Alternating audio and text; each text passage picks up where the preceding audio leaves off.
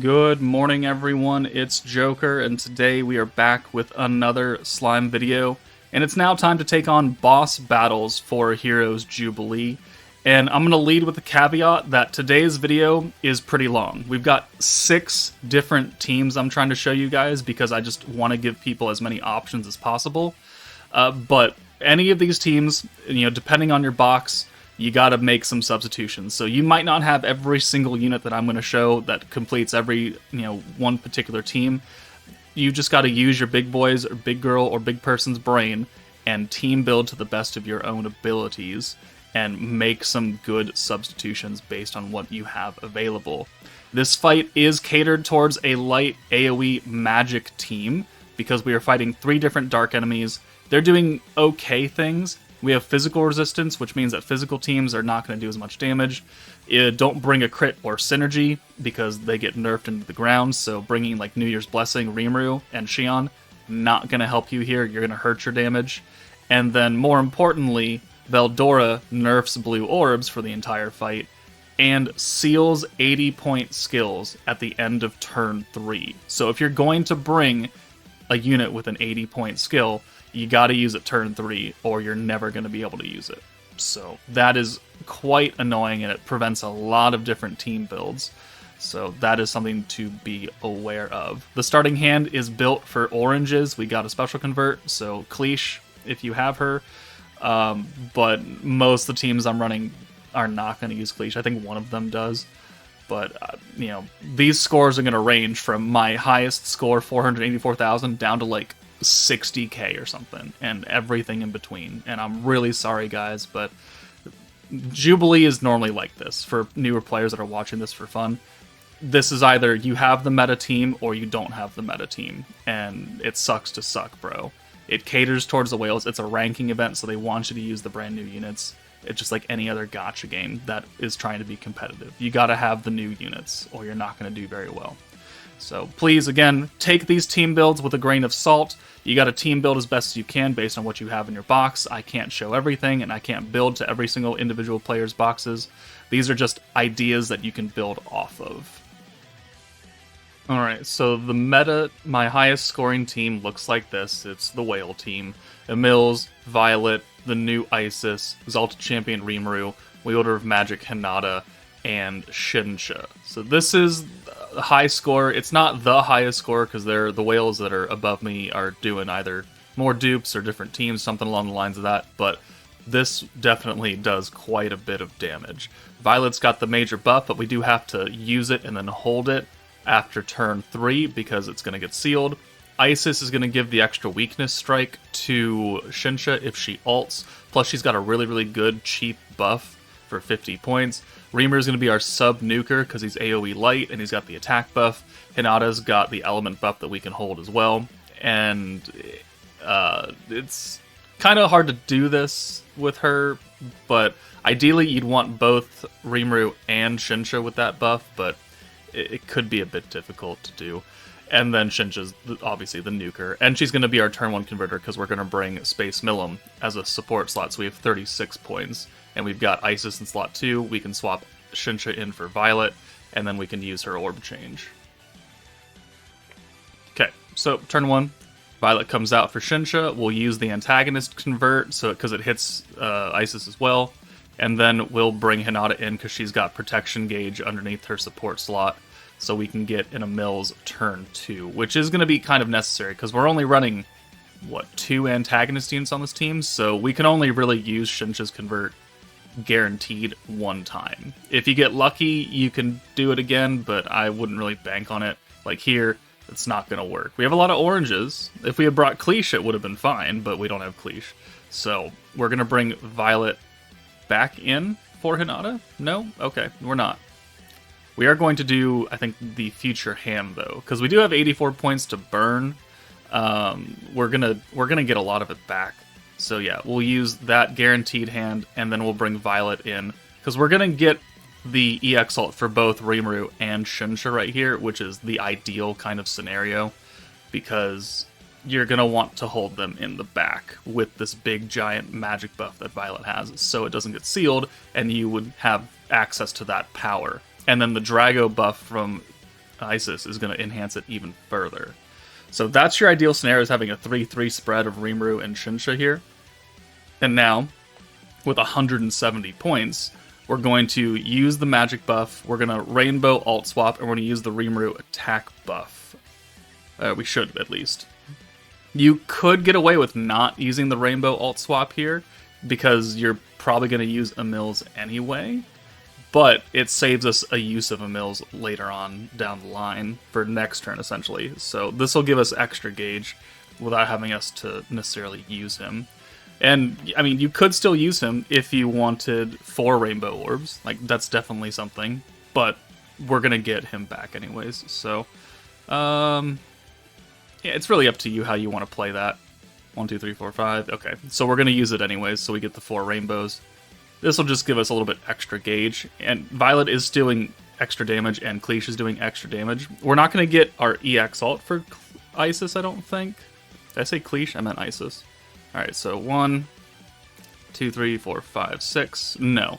But what this does is that if we ult with Isis next turn, we're going to give Shinsha the extra 25% weakness strike, the permanent buff from her ult effect, because it's a support unbound ult. And she's not going to have really that many buffs when we're readying up to nuke. But here is where, like I said, it's hard to get the Hinata buff on both of them, because we have so many characters that need to be swapped in and out, but we need to maintain that 80-point buff on both Rimuru and Shinsha, that it's going to lead to this happening where you've got the skills, and Isis's debuff doesn't need to be applied to anyone, but the Drago buff does, but we can only have 3 characters up front. So we are not going to be able to get everything on everybody. Someone is going to miss a buff here, and it's going to be Rimuru that misses it, because Shinsha is more impactful to the team. So Shinsha will come in for Violet. We've already used her buff. Now we'll use the element buff with Hinata, and then we can send Hinata away, and this gives us 3 ults right there. So 1, 2, 3, that is the debuff for Isis, the alt buff for Shinsha, and then the Drago effect for Isis as well. So now a lot of the buffs we're doing are getting enhanced. We're sending Isis second because her effect wouldn't hit Rimuru because he's not Antagonist. But then Shinsha now does 7.5 million across the board, which is really nice. And that ends our score at 33.7 million, with Shinsha having like 7 different buffs on or something like that. That's a really good score. It's good enough for, I think, rank 4 right now. It'll probably drop as more people keep playing, the whales start really trying. But there is my highest scoring team thus far. Let's move on.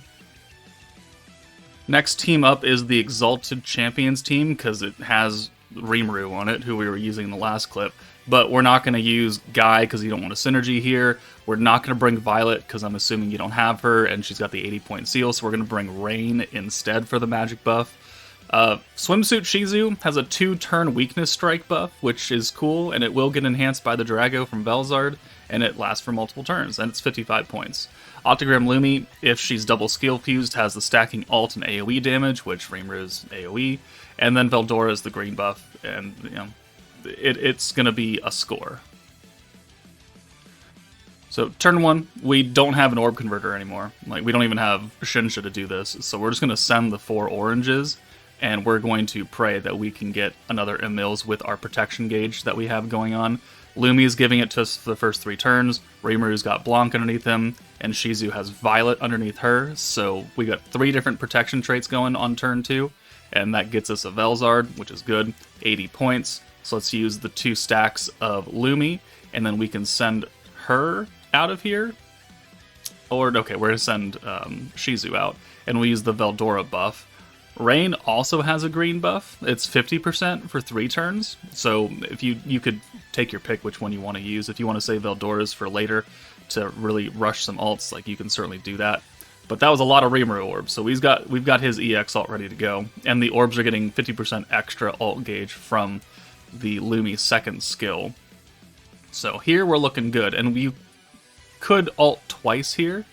I wonder if I actually do that though, because you know there's a precedent for maybe sending this and having a lot of Rimuru orbs, and then being able to get his ult back on turn 5, that is something you could do, and it looks like that's what we are going to do here. And we're going to try and get it. So Velzard buff, we've used everything. The weakness strike lasts for multiple turns, so yeah, we're gonna nuke here and try and get his ult 400,000 damage across the board right there. Not, it's not super duper duper great, but we are not running a character, a team that has extra damage versus dark. It's just we're running off pure type advantage, which is not as good. But now we've got a rain ult. That's cool. We'll bring Veldora back in. We do have some Rimuru orbs, but it's not enough. So we're going to use the Rainbow ult swap because this is the last turn that we're going to even have to be able to use it. And then we'll use the Lumi buffs. This is the full AoE stack now. And unfortunately, if we had had more Rimuru orbs maybe last turn when we were ulting, we would have gotten his EX ult back, so there's some RNG right there. The run could be better, but we do have another ult for him, and we have some points again. And we have an ult for Lumi, who is technically going to receive the attack buff, magic buff, ult, and AoE buff. The weakness strike, I don't think we have enough points to use, so we're going to use the attack buff because that applies to everybody. But let's get Veldora out of here first, because he's not ulting. Unfortunately, Rain's not ulting either, because we don't have an orb for her. It would have been better if she had an orb as well. It would have just been a little bit extra damage. Again, the run could be better, but hey, it is what it is. So we've used the attack buff, we've used a couple of the other buffs, and we've used the magic buff. So 100k, 168k, sure, whatever. 60k on that 200% orb, and that ends us at 2.5 million. Certainly not 33 million, right? But we are not using a fully conditioned whale meta team. So, well, it's still kind of whale, but it's not the meta. So that gives us a 77,000 score instead of 400-something thousand. But we're having to decline in our team options now, and we're going to continue to go further down.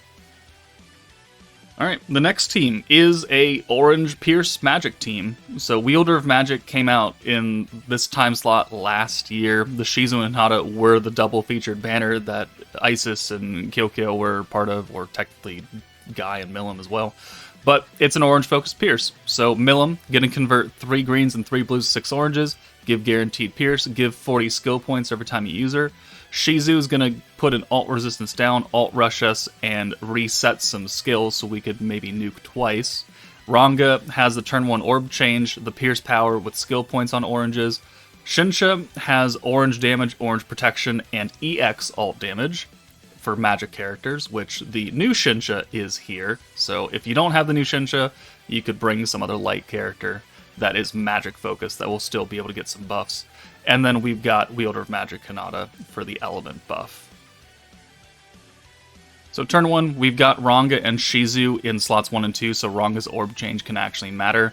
The old Shinsha is not on Antagonist, so we can't really benefit off of the new Shinsha's orb change very often, just like the meta team where we're not running a whole team of that. This is an unfortunate hand, but it can, funnily enough, work in... Well, okay. No, we're just going to reset. I mean, we could have used the Shinsha convert there because it would have hit 2 of those blues, and then we could have used the Protector Milim, but oh well. Let's see what next turn has for us. Okay, that turn looks a lot better. So we're going to use the orange buff for old Shinsha, which is 100% extra orange damage and 60% protection gauge, and then we'll use Ranga's Pierce Power skill, which also gives orange 40% skill points, and then we'll use Milim to convert, give everyone Pierce. We will use the alt resistance down, which also alt rushes magic allies, and this gets us the EX alt for both Hinata and Shinsha, which we're looking good so far. And we have extra Pierce Power, we have extra orb damage, and extra protection gauge coming off of oranges as well. So we're taking 1 damage. Okay, cool. 95 points is not a lot, but we're going to get 40 after we use Milim. So there's not too much in danger there. So let's use the 2 primary buffs for the big time characters, and then I think we use the reset. Yeah, so this will reset every frontline skill that we had used thus far. It doesn't hit Shinsha or Ranga in the back, but that's okay. We're going to kind of play off that. We're going to use Milim, change the whole hand to oranges, give us 40 points, which means we can use the EX alt damage from old Shinsha. And then we're just going to send Shinsha's alt first because she lowers magic resistance, and Hinata doesn't have an effect. So we'll have Hinata hit a little bit harder. 400,000, 193,000. All right, we're above 2 million already, so that's looking, better than the Exalted Champion team. So we still got 2 more turns. There's the 80-point seal. Not a big deal because we don't have any 80-point units here. And now comes the unfortunate aspect of not having any new Shinsha orbs.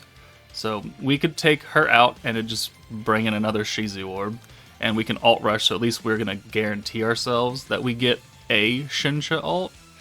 So this could be a lot better as well. We could have gotten a lot of orbs. We could have had a bit more protection gauge for Milim. Unfortunate that things didn't work out that way. But we do have another alt. We have 3 alts technically, because we've got the old Shinsha in the back. So just kind of debating on what we're using, which it's going to be this buff. Unfortunately, it's only hitting her because old Shinsha is water and this Shizu is space. So the only thing that is really going to help them benefit is the element buff here, the guaranteed pierce, and the pierce resistance down. So 1, 2, 3, 4, 5, 6, and 153. Shizu is single target 76, and then 55, 1, 2, and I think this got guarded. No, okay, it crit, which is not good either because we've got 80% crit nerf. So we're just shy of 3 million damage with this team, and if you don't have the new Shinsha, your damage will go down. But it's an option for you, and it's a year-old team, essentially, with the new Shinsha, assuming maybe you got lucky on your Koban tickets or your free 2 multis from the event. Okay, so for people who have access to it, you can use a stacking green team. Green orbs are not nerfed in this fight, so technically you could try and get a few turns out of Overlord Rimuru, or the first anniversary Dark Veldora even, because he's also stacking green points and he's got a magic buff, which means we wouldn't really need rain if you're going to run Veldora, but we're not running Veldora right here. Just know that he's a good substitute for this.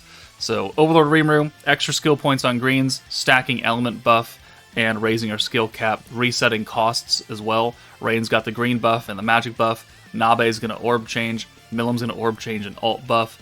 Rimuru is going to be attack buff and AoE damage. And then Light Leon is a light AoE character with a light buff, which will stack on top of the Rimuru buff. So this can work. It's not super great because we only have 5 turns to do it, and turn 1 is a dead turn, but it is an option for you.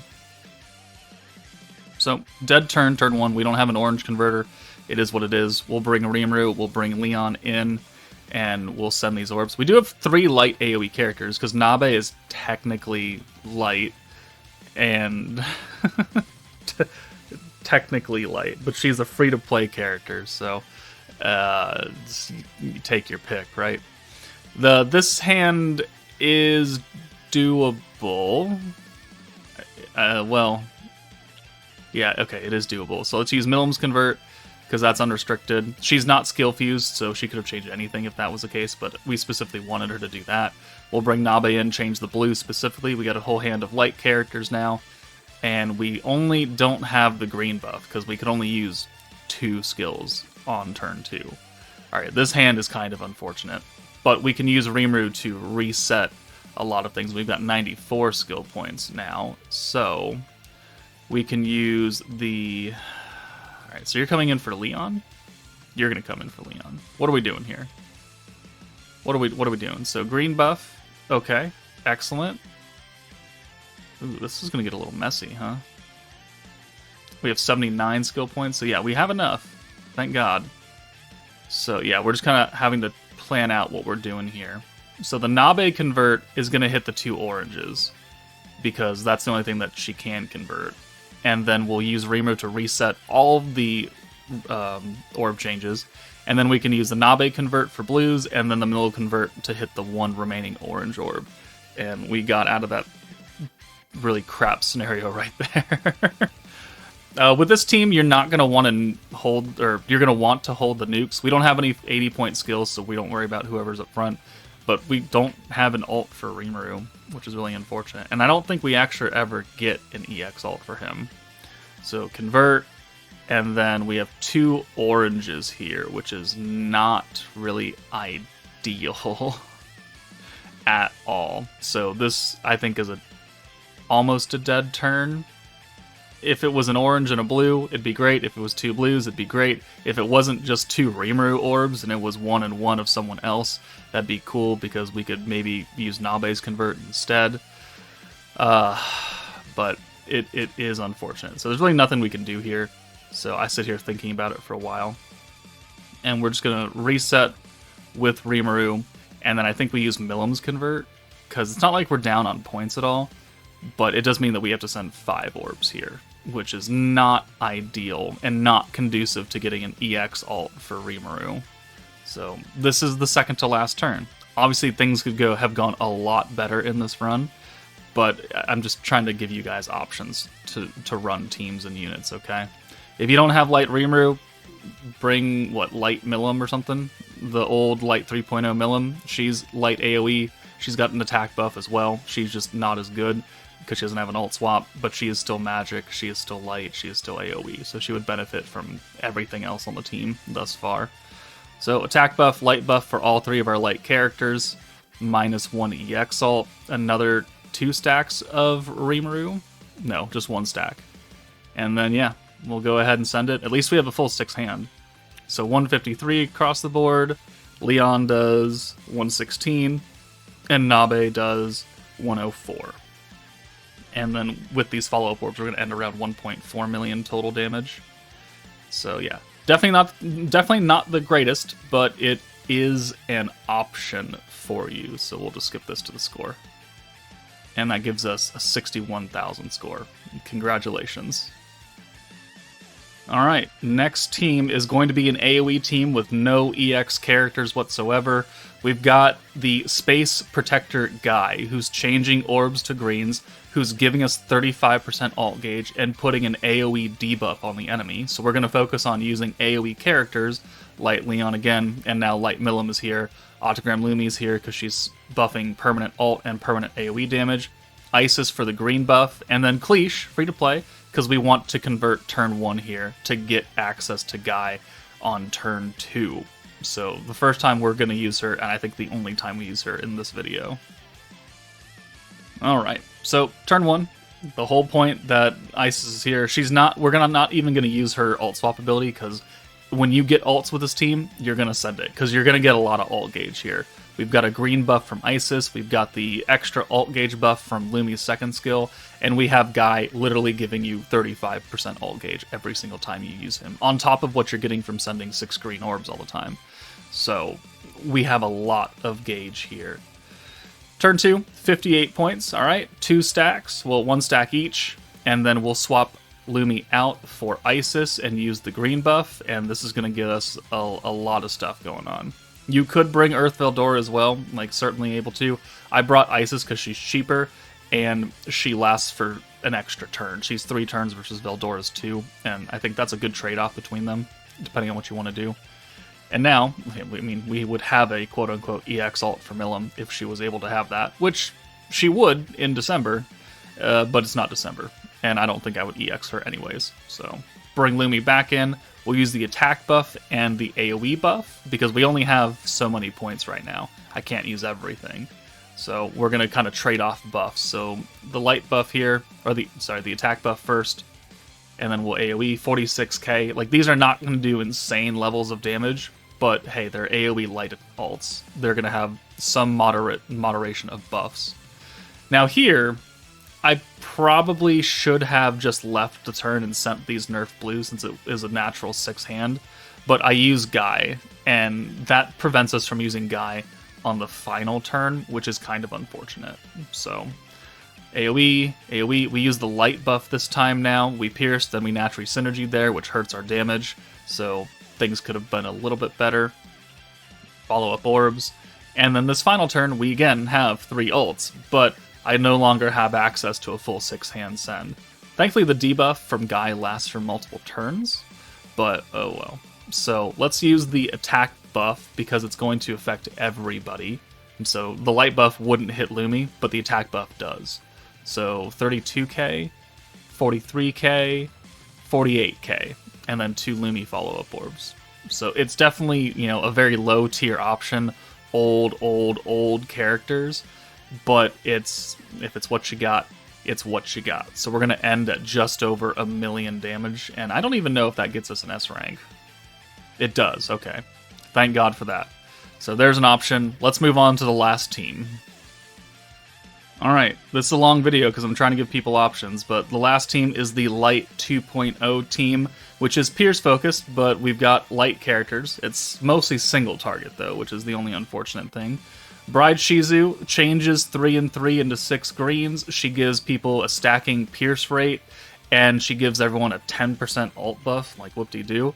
But more importantly, she's changing orbs and giving people Pierce. Raphael has a debuff, ult resistance down. The guaranteed Pierce we get from his skill is cool, but Shizu's already doing that. He's just another light character. Light Rimuru, orb change, Pierce resistance down. Isis for the green buff and orb change. Xion for the nuke, quote-unquote. And then Light Leon again for his light buff. Turn 1. We didn't bring Cleash this time. You could have brought her instead of maybe Raphael or something, but we're just going to have to send the 4 oranges. We'll get extra protection gauge because Rimuru's giving us turn 1, 2, and 3. Leon and Xion have protection gauge units underneath them for support. So we're going to get access to Shizu this turn, I believe. I think. But do we actually need to use that? Well, it's debatable. So we do. But the whole point with this team with Shizu and Xion is that you want to use a lot of low-cost skills very early in the fight for the first 3 turns, because that stacks up Xion's Pierce power. If she's skill fused like mine is, she'll have a higher starting base Pierce power, but if she's not, then you'll just have a little bit less. So green buff, orb change, Pierce resistance down, and green damage. We'll bring Raphael in because he's light, and then we'll use Shizu to give everyone, hopefully, Pierce rate, because it starts at like 70%, and every time you use a skill it goes up by 5, so it's not guaranteed right now, but we've still got a decent chance of doing it. And I probably should have sent Raphael last, because he's doing 13k a hit, yeah, versus Xion and Rimuru, who are not super weak point because they're physical. So just take that into account. If you're going to run this team, send Raphael orbs last. So we do have an ult for Raphael, which is good. But do we want to nuke here, or do we want to just use some extra orbs? So we're going to take Rimuru out, because we've used both of his skills. We're going to bring Isis in so we can convert with her. And we don't have to use Shizu at this point. Like, we could, but we don't have to. So let's use the...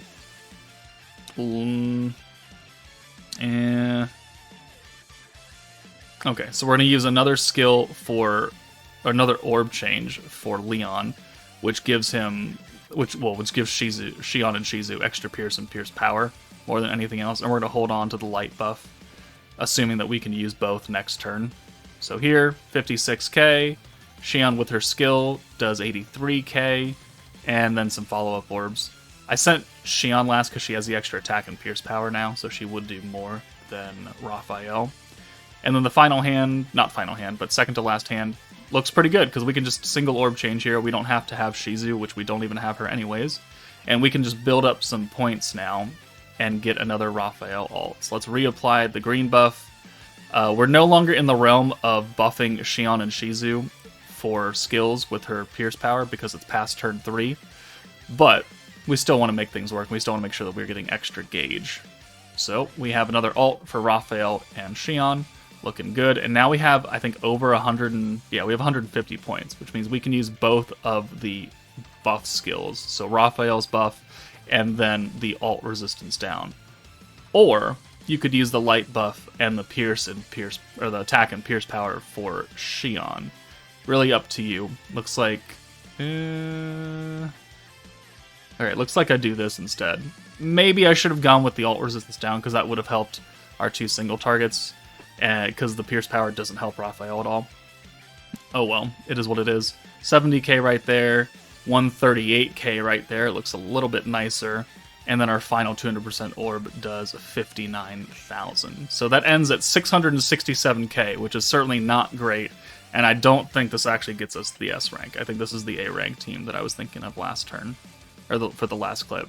But it's an option for you guys. I'm just trying to open the teams up. No, it's still an S rank. Oh, look at that. All right, well, we skipped through that, but yep, there you go. There's, I think, 1, 2, 3, 4, 5, 6 teams that you can attempt to use for Jubilee Boss Battle 1. Hopefully one of these catches your eyes. You can make substitutions on any of the teams with whatever units you have available, but try your best. That's it for me. Take it easy, and I'll see you all later.